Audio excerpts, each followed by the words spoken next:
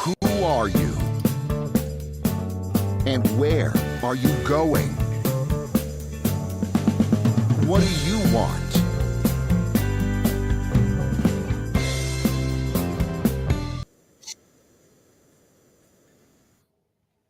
Hello and welcome to Business Lessons from the Military. I'm your host, Kevin Bemmel, and we're here every Tuesday at 10 a.m. Pacific time to talk about military history, doctrine, and the practices of great military leaders. And we have veteran guests, all by way of talking about how what happens in the military can be translated into ideas and practices that we can apply to our businesses and professional practices to make them run better, to make them go better. So, as a military veteran, I was in the Navy for 16 years. This is one way in which, at least, I look to give back to you, my fellow citizens, for the support that you gave me and my colleagues. If you've been following the news, you know that among other things, the military spends billions of dollars training personnel every year. And so this is a way of perhaps getting a little bit of that, that investment back. So today, the title of the show is Naval Tradition Meets Business Culture.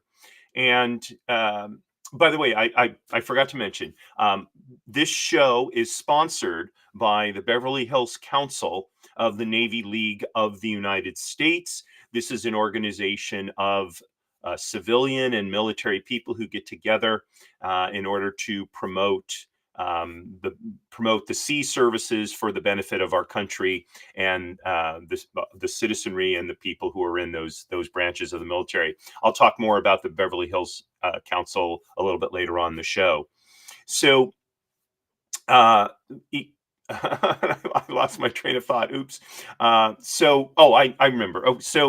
Um, in as president of the Beverly Hills Council of the Navy League, one of the things that I'm working to do is to bring some of the Navy culture into how we handle things at the Navy League.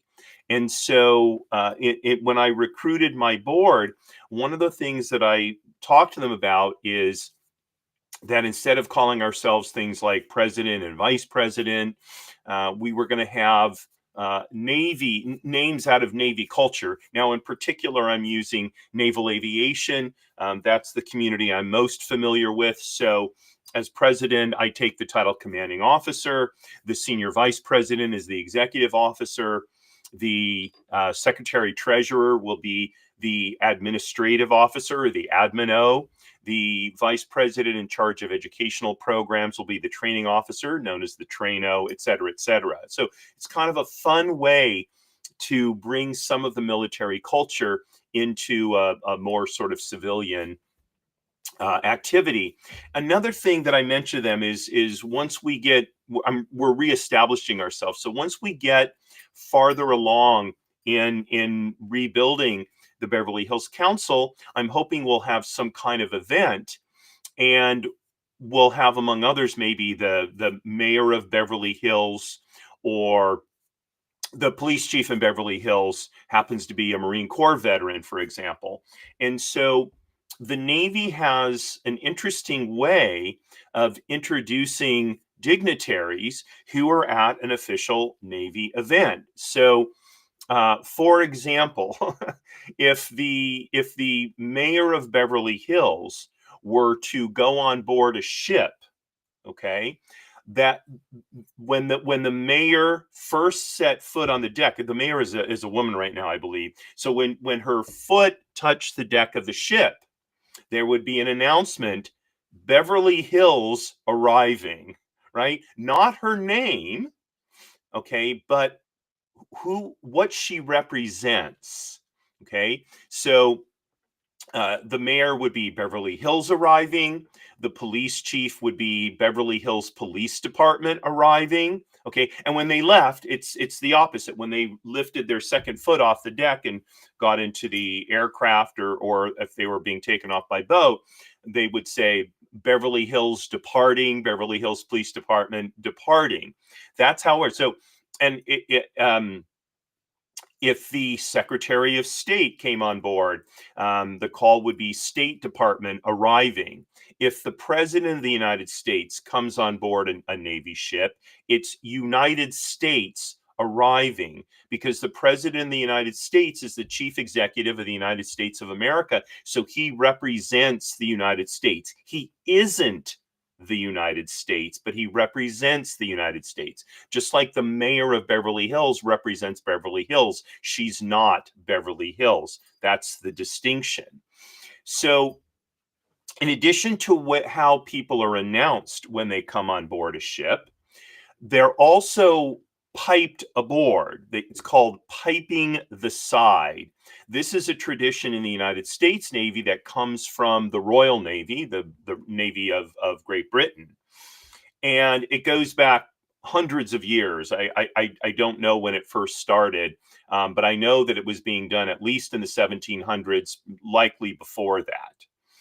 And piping the side refers to a bosun's pipe. This is an actual bosun's pipe. Now, I will say I was never a bosun in the United States Navy. Why do I have a bosun pipe? Because they were being sold at J. Peterman, and I thought it was a cool thing to have, and it wasn't too expensive, and so I got a bosun's pipe. And you can, it's got kind of a unique shape. Okay, and this is an absolutely genuine one. It's actually, this one's made in England. Okay, and the bosun's pipe, I don't blow well, but here I'll blow it so you can get just a sense of the sound.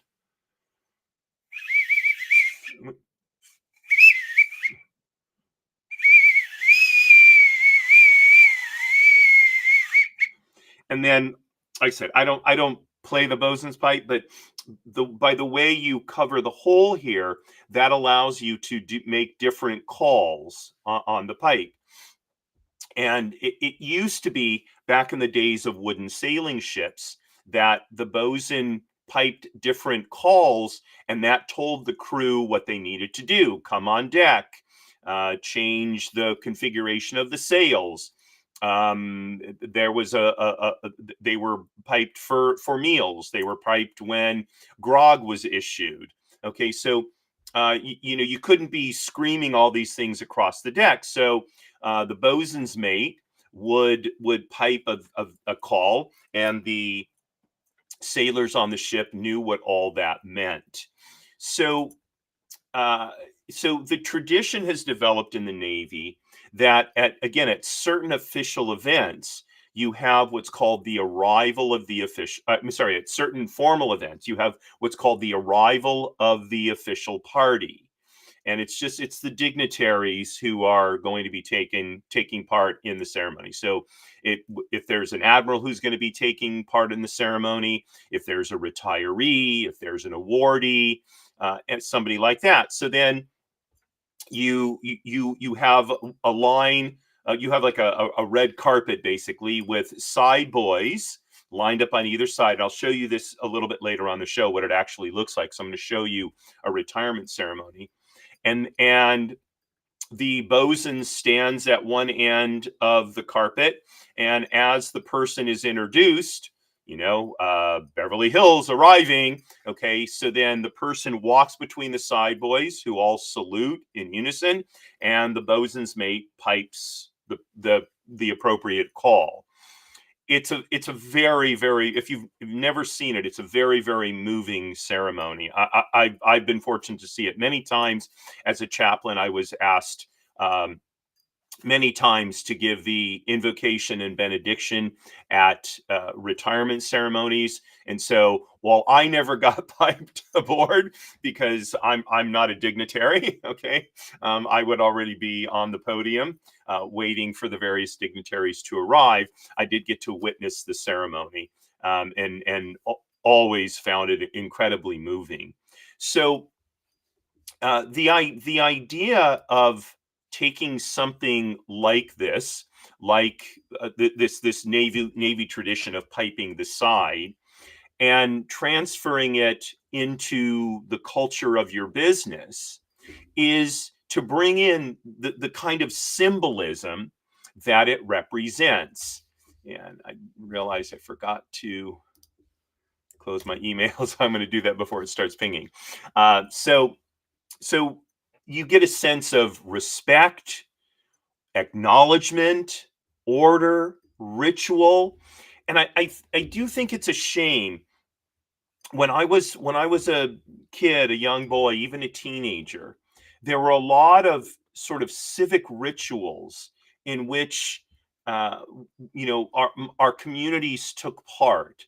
Um, I know in Santa Barbara, every Fourth of July, there was a fireworks display, and we would all go sort of picnic and barbecue in a park along the ocean front, and then there would be a barge out in the ocean that would shoot the fireworks in order to make sure that they didn't, burn anything, right?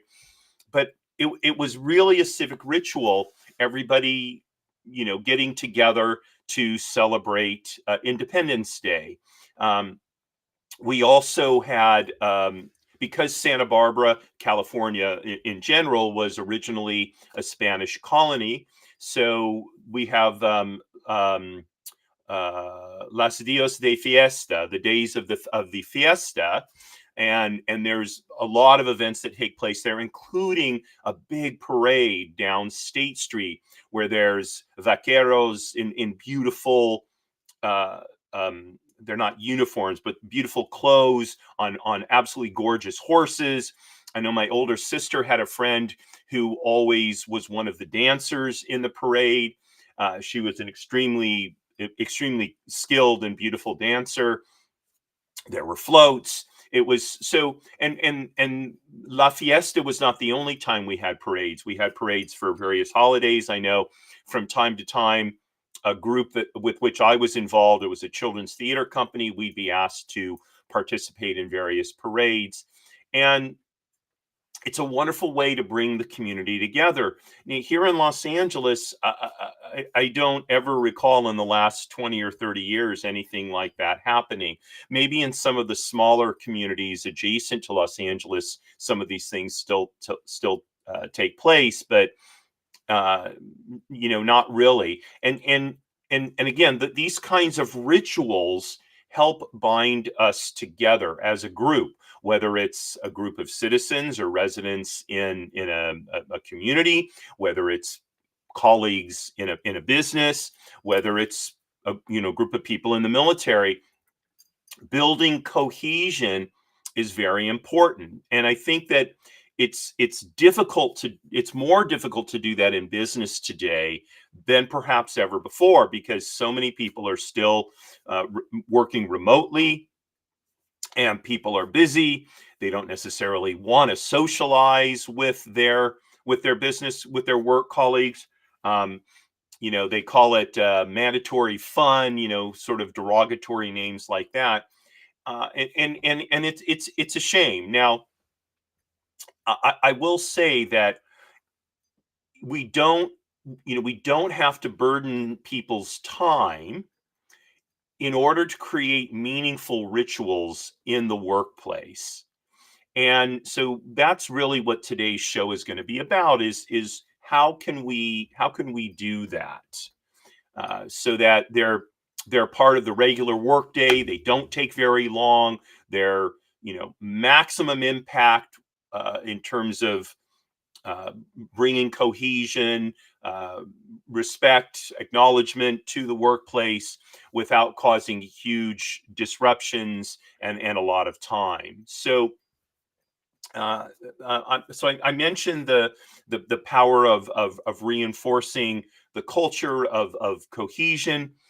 There's also a sense, every business, like it or not, has a certain hierarchy, and there may be a need to reinforce that hierarchy as well.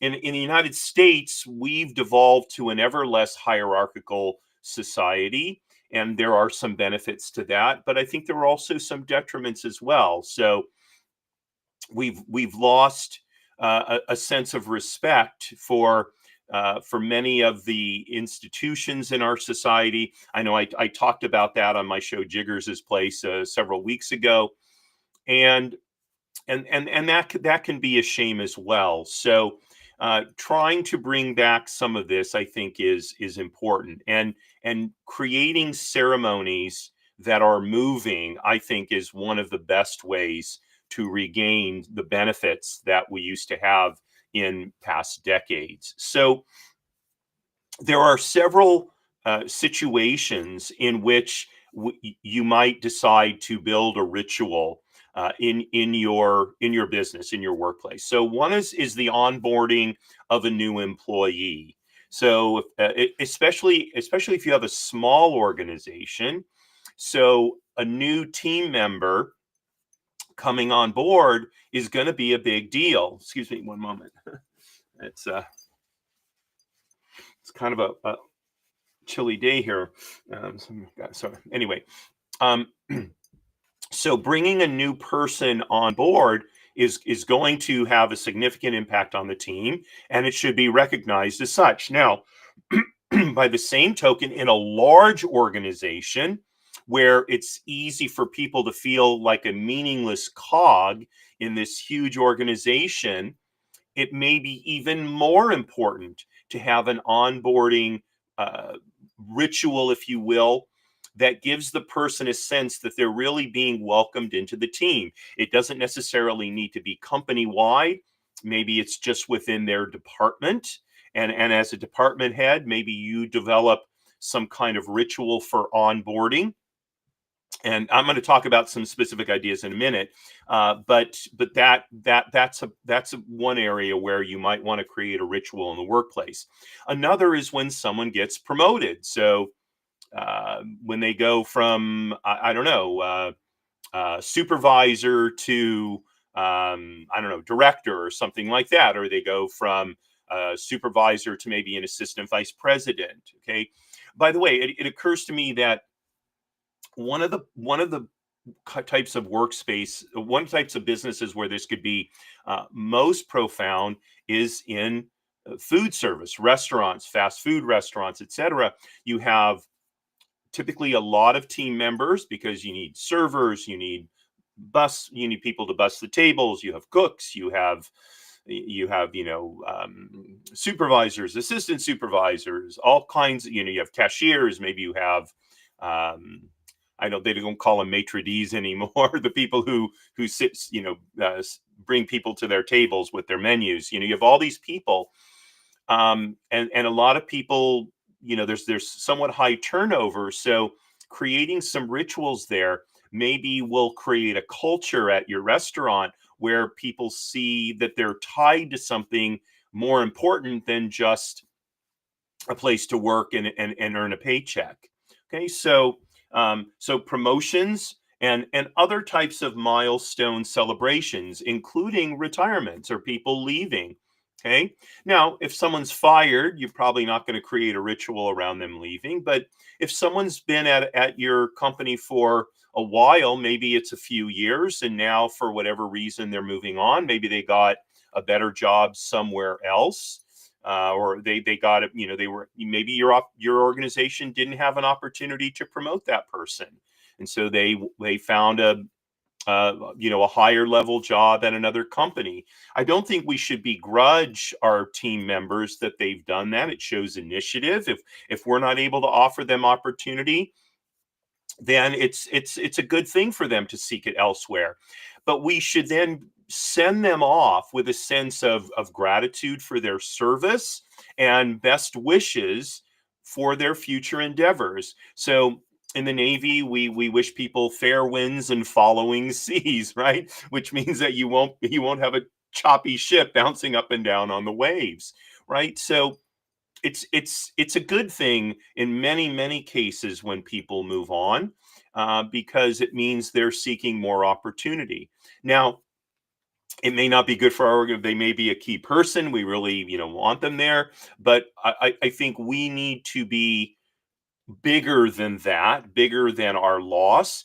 And by the way, let's keep in mind, if for whatever reason things don't work out in the new position, if we've sent them off with some kind of ritual recognizing their service to our organization, if things don't work out, they may come back and say, hey, things aren't working out so well here.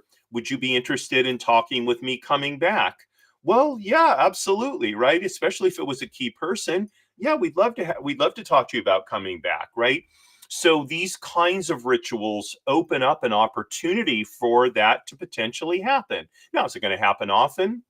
Maybe not. But even if it only happens, once in a while, still, if the person has been a good employee, to have them come back and to welcome them back will create an even deeper sense of loyalty from them, but also from the organization to them, and from them to the organization, and from the organization to them. And building that sense of loyalty can be very important to the success and stability of the organization. So so I think those are important. Another thing is to have symbolic recognition. Now, in the military, we award what are called personal decorations. So I brought a couple of my personal decorations. This is the one I got on my first tour of duty. This is called the Navy and Marine Corps Commendation Medal, and you can see this is the medal itself. Okay, and you can see there's an eagle there with arrows in his talons, and this is the ribbon for the medal. This you wear when you're wearing the dress uniform. This up here is called a ribbon. So there's a what's called a service dress in the Navy. You don't wear your medals, you just wear your ribbons. And then, unique in the Navy, we also still have a mess dress uniform. I'm sorry, no, take that back. This is not for the mess. Yeah, no, mini medals are for the mess dress, which I don't have a mini medal here. So, but this is like if you're a member of the American Legion and you wear that what's called the overseas cap. So this is a little metal representation pin that you've received this particular award. So this is one that the Navy gives, and then I was fortunate enough, having been of service to the United States Army, so I was given the Army Achievement Medal. This is the Army Achievement Medal. Okay, and you can see it's a different color ribbon. It's got blue and green with white stripes, and the medal itself looks like a musket and some flags, right? And I'm showing you two of my most cherished because of who and why they were given to me. So now, maybe I think medals are kind of cool.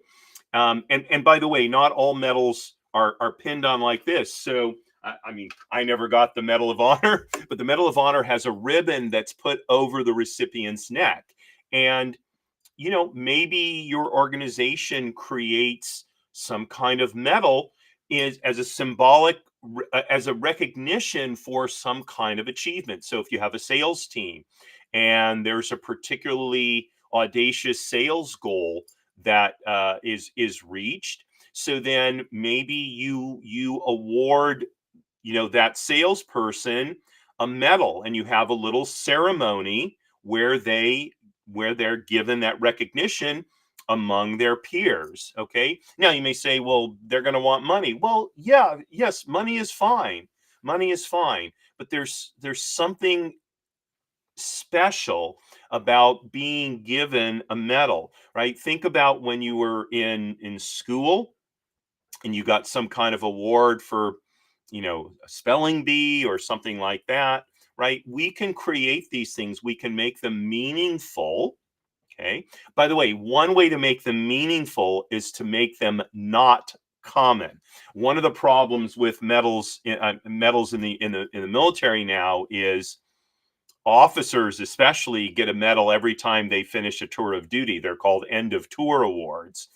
One of the reasons why I'm so proud of these two is they were not end of tour awards. They were for actual work that I did. By the way, I got several other awards of this just for showing up every day, but not the original one. The original one I had to work for. So, but if we have certain awards that are rarely given, so they're more highly treasured because not everybody has them, right?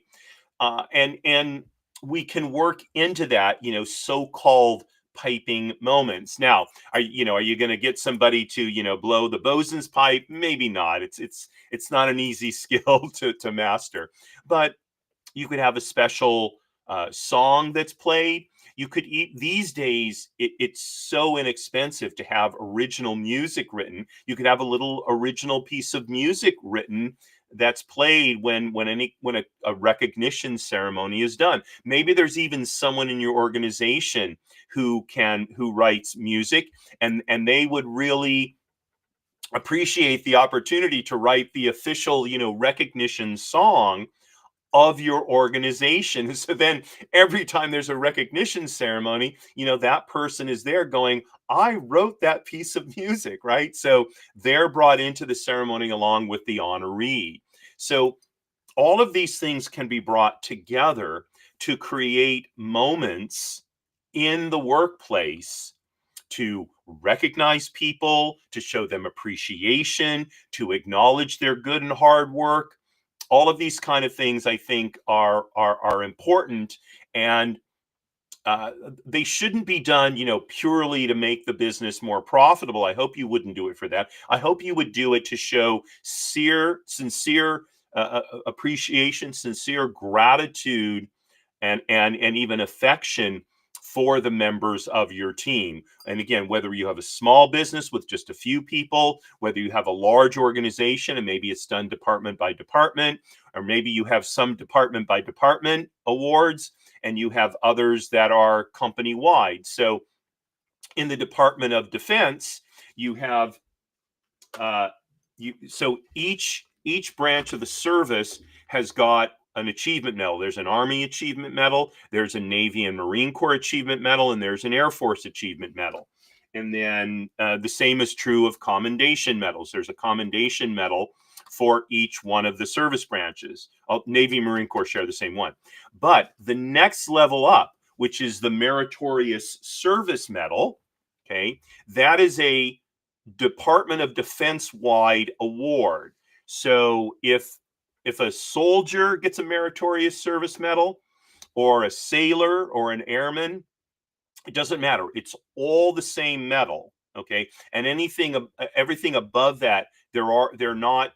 Well, there are some higher awards actually that are for individual service branches, like the Navy Cross, for example. But there are also Defense Department wide medals, okay, to recognize a level of service that seems to transcend your service branch, if you will. Okay, so you could do the same thing in your company as well in terms of recognition and awards. Some can be within individual departments, some can be company wide. Okay, so I came up with a few ideas on for rituals, and take these for what they want, run with them, create ones that will apply to your business. Actually, I'm going to take a moment here, and have a little break here to talk about my sponsor. So, as I mentioned at the beginning of the show, my sponsor is the Beverly Hills Council of the Navy League of the United States. So, the Navy League of the United States is a nationwide organization, and there are local councils that do a lot of the sort of day-to-day programming for the Navy League. The Beverly Hills Council actually covers most of the greater Los Angeles area, from Beverly Hills, Los Angeles, Santa Monica, Culver City, all the way down to Long Beach and into East Los Angeles as well. The Navy League of the United States has three missions. One is to support, the second is to educate, and the third is to advocate on behalf of the sea services. So what are the sea services? They are the United States Marine Corps, the United States Navy, the United States Coast Guard, and the United States Merchant Marine. And what do you see in common with all of them? They sail on the oceans, right? And so we do programs to help people understand what the sea services do, why it's important, do programs to support members in the sea forces, as well as I should say, units like Sea Cadet units, Junior Naval Reserve Officer Training Corps units, Naval Reserve Officer Training Corps units, and other units of the various sea services. And then we advocate for support of these. So just to give you an example, a few months ago, there was a possibility that the federal government was going to shut down, which could potentially have meant that active duty members of the sea services would not get paid. And so legislation was floated to make sure that members of the military would get paid even if the government shut down. And there was a call went out to all of the individual councils to let people know that this is what was going on and to ask them for their support. Now, I will say as an aside, I was on active duty when the government shut down back in the 2000 teens. And I was a reservist at the time, but I had been placed on active duty. And as a result of the government shutdown, the funding for my position was stopped, and my unit had to send me home. So I know what it's like to have your pay cut off. So if you are interested in more information on the Navy League of the United States, please go to navyleague.org. That link will be in the show notes after the show posts. And if you would like to join us in supporting the mission of the Navy League of the United States, I would love it if you would consider becoming a member. And if you're in the Beverly Hills Council area, when you become a member, if you would designate us as your home council, so then you'll get information about all of the programming that we're on which we're working. So thanks very much to the Beverly Hills Council of the Navy League of the United States for sponsoring this show. Okay, so going back to our topic now, we're talking about bringing excuse me, naval tradition into business culture. And we've been talking about this practice of piping the side, using the bosun's pipe, and bringing ritual for recognition and appreciation into our workplaces. So I'll give you some concrete ideas on how you can do this. So you might have something called a first day welcome call. So this is what typically what happens when, or not typically, but when an officer comes on board a ship, as I mentioned before, they're piped aboard in recognition of their coming onto the ship. And so you could create a similar ritual for new people on your team. I talked a little bit about this before the break. So when a new team member joins your group, so the team member pauses for a few minutes at the start of the day or during a meeting, and first of all, the person is welcomed aboard. Maybe there's some kind of chime sounded, or maybe you get someone who actually can play the bosun's pipe and you pipe them on, and they're given a short personal introduction, or maybe they're given the opportunity to talk a little bit about themselves so people get to know them, and that way they feel like they're really welcomed into the team, right? And you could, if you're doing it at a meeting, so you could convene the meeting and you say, before we get into the business of the meeting, we're going to welcome aboard Alex, who is the new person in charge of sale operation, and so announcing now coming aboard, Alex. And Alex walks in, and maybe you have, like, say, you have some chimes, ding, ding, ding, like a ship's bell, or someone blows a bosun pipe, or you have some original music played or whatever, or maybe you play a small piece of Alex's favorite song, and people they stand up, they clap for Alex, and then Alex has 2 or 3 minutes to introduce himself. And hi, I'm Alex. I'm happy to be here. I was with such and such a company before, and I'm really looking forward to getting to know all of you on the team and working with you.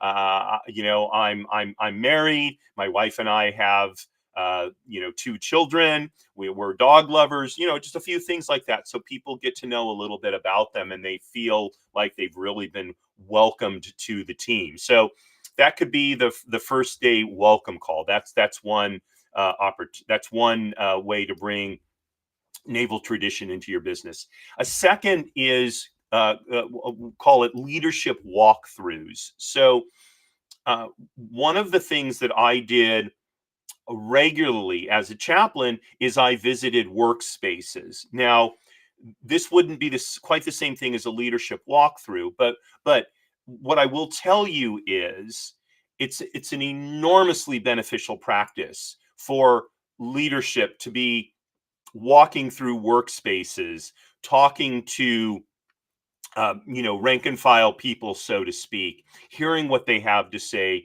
listening to the challenges that they have, not to be checking up on their subordinates, but just to have a feel for what's really going on, as we call it in the Navy, on the deck plates, where business is actually happening. A lot of business happens outside of the C-suite. Okay, so so to use the example of a restaurant, right?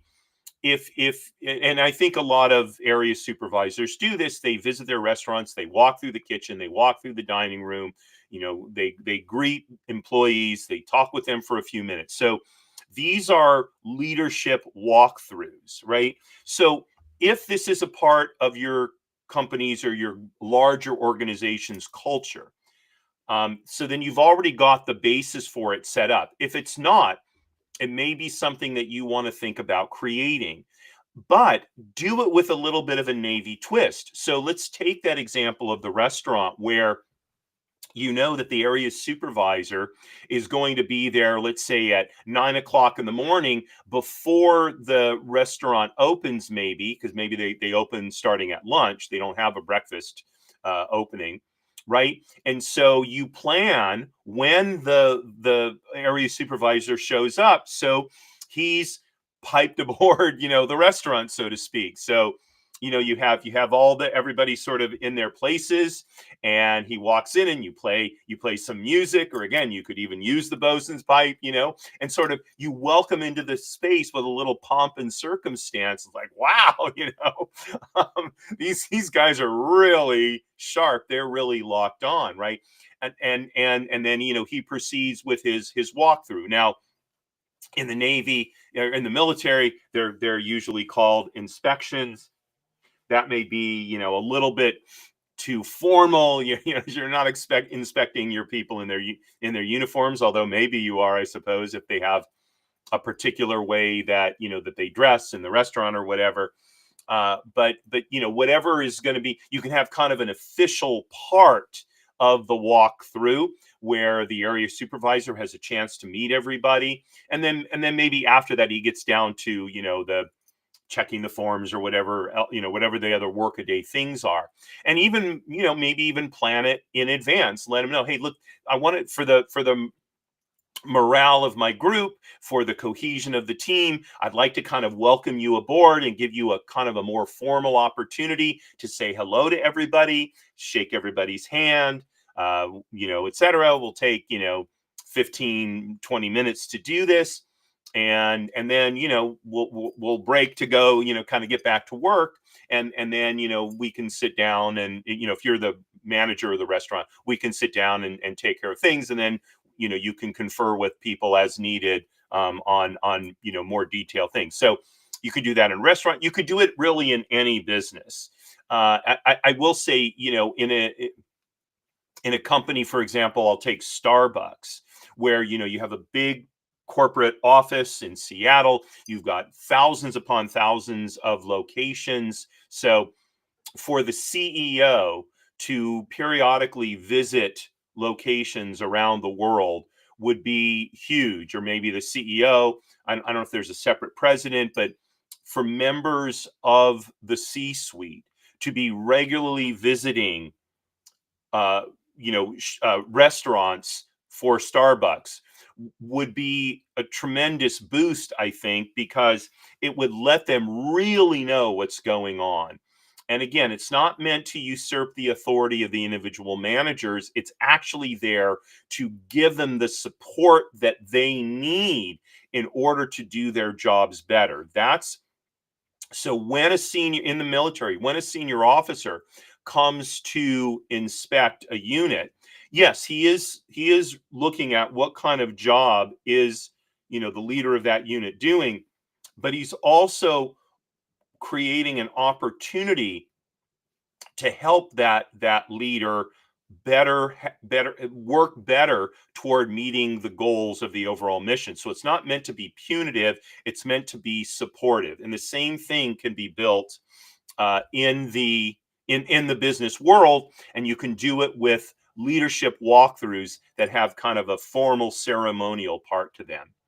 Okay, and likewise, if you have these kind of official visits, so maybe instead of welcoming them there, you you offer them a farewell. So after all the work is done, right? All the meetings have been held, and whatever thing needed to be inspected, all that's done. So you sort of ring them off and on their way. We sort of Godspeed, as we say.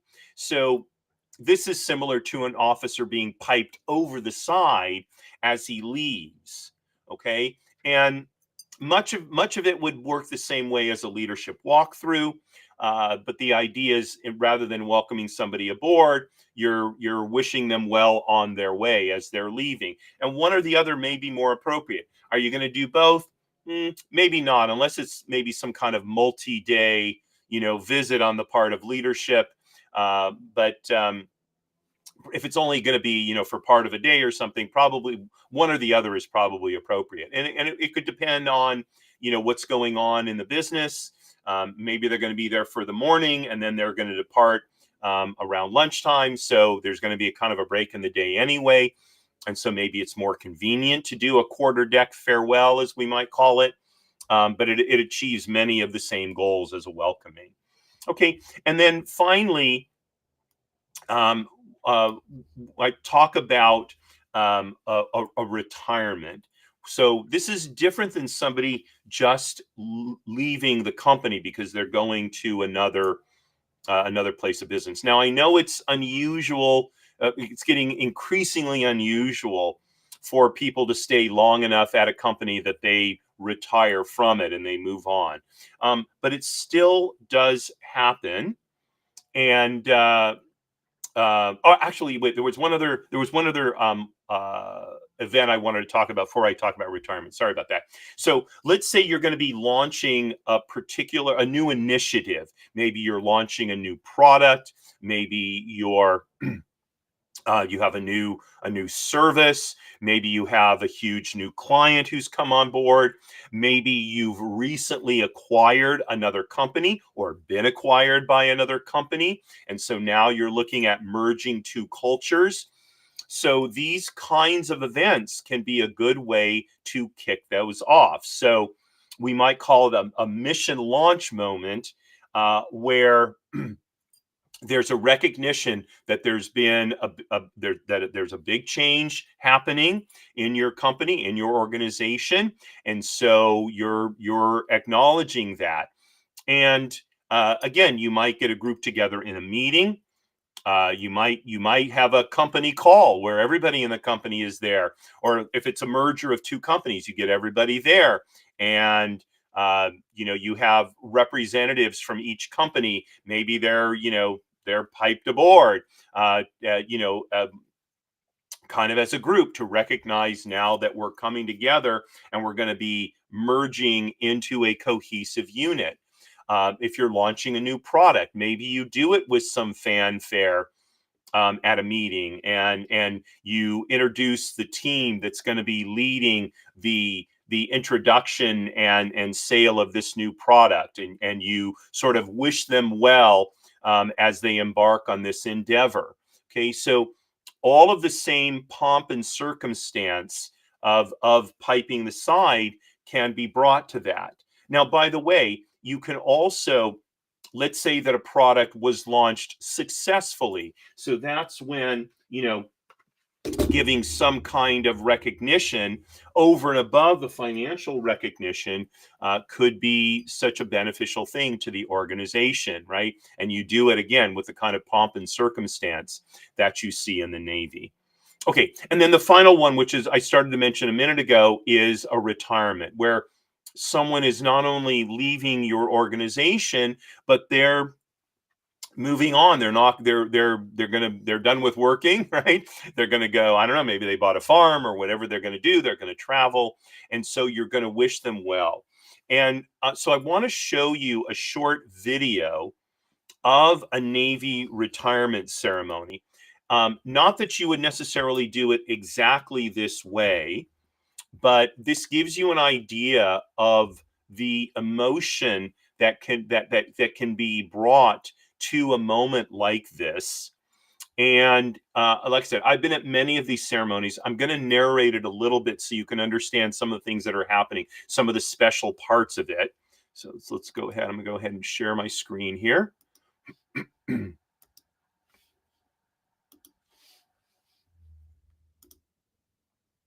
Okay. And okay, so this is the video. I'm not going to play the whole thing. It'll be a couple of minutes, and like I said, I'm going to narrate it. So here we go. For 34 years, Captain Ullman has stood the watch. While some of us lay in our bunks at night, this man stood the watch. So what's happening here is a Navy captain is retiring, and I'm not sure which one of these officers it is, because it looks like they're all captains there based on their uniforms. But this is a very famous sort of reading that's done at retirement ceremonies. And it's about keeping the watch, which is something traditionally done on Navy vessels. While others of us were attending school, this sailor stood the watch. And yes, even before many of us were born, this shipmate stood the watch. In those years when storm clouds of war were seen building on the horizons of history, this shipmate stood the watch. Though he saw his family ashore, often needing his guidance, he still stood the watch. For 34 years, he has stood the watch so that we, our families, and our fellow countrymen could sleep soundly in safety each night. Today, we are here to say, shipmate, the watch stands relieved. Relieved by those you have led, guided, and trained. Shipmate, you stand relieved. We have the watch. Bosuns, stand by to pipe the side. Shipmate, going ashore. Military personnel, cover.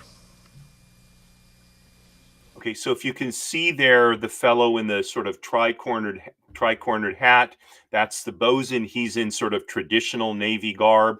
Typically, that wouldn't be the case. Typically, the bosun would be in the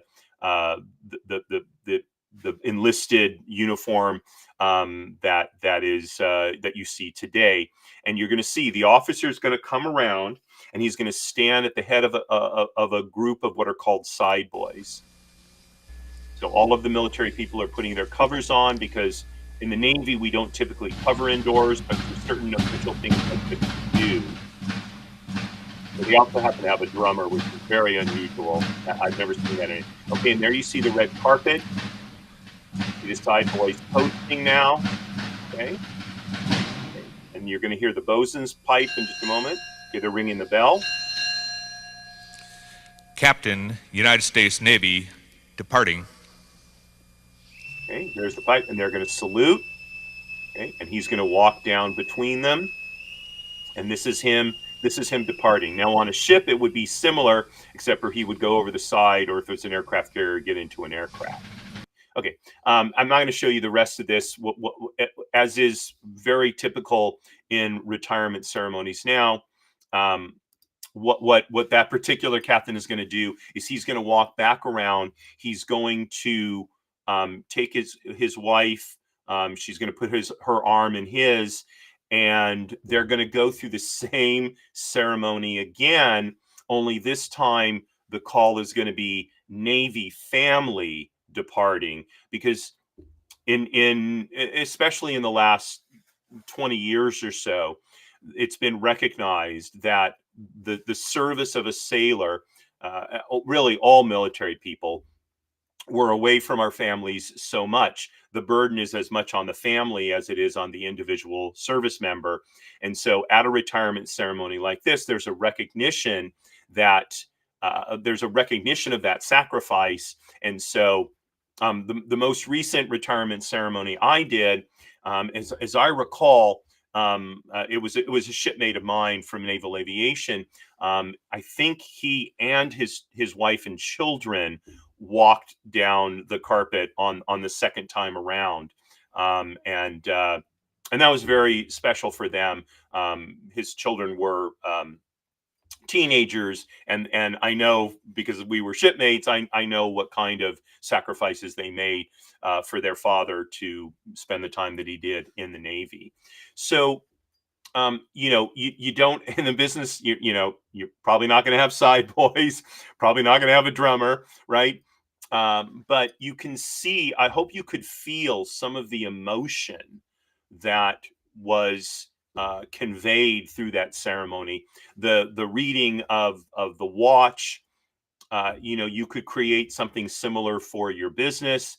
I think that in any business that does well, where people have to be away from their families, there is an element of sacrifice in the civilian world as well, where people have to sometimes work late hours. They miss some of their children's events, and especially if that's the kind of requirements that you have in your business, to do something that includes your employees' families in the recognition of that sacrifice can really bind not just your employees, but your employees and their families to the company in a way that they recognize, look, the company sees that we're giving certain things up for its benefit, and the company is recognizing that, and it is a part, unfortunately it is a part of the work, that they have to travel, be away from home, whatever that is, or sometimes work at night, or whatever that is. So to the extent that you can build rituals that recognize that, the way the Navy has, you will build a great deal more loyalty and cohesion in your business. So that's naval tradition meeting business culture. Hopefully I've given you something to think about. I'll put a link to this video in the show notes as well, if you want to watch it again, just to maybe get some ideas. And as always, if you have any thoughts, comments, criticisms, links to social media will be in the show notes as well. Would love to hear from you on this, and would be interested, if you institute something at your company, what it is you do. I'd share it on a future show if you give me permission. So tomorrow at 10 a.m. Pacific time, tomorrow, Wednesday, 10 a.m. Pacific time, is my show, People Making Money. And I'm going to be talking about perhaps the most important word that you can learn to use in building a business, and that is the word no. I'm going to give you permission to decline. It was a skill I did not have when I started in business, and when I finally learned it really helped me make my business much more successful than it was before. So we're going to talk about that tomorrow, Wednesday, at 10 a.m. Pacific time. And then next week on Monday at 10 a.m. Pacific time is my show, Trust and Estates Weekly. My guest is Kelly Way, and she's going to be talking about estate planning and intellectual property. So this is a rarely tackled subject, but a very important one, an increasingly important one, as content creation becomes an ever bigger part of the business world and of people's professional lives. So join me for what I think will be a fascinating conversation with Kelly. And then a week from today, we'll be back for the next edition of Business Lessons from the Military. So I thank you very much for joining me today. Thanks to, as always, to those of you watching live, always a treat, and wishing you a wonderful rest of the day. Signing off as I always do. Marie, darling, you are my belle. Courage at all times, my friends.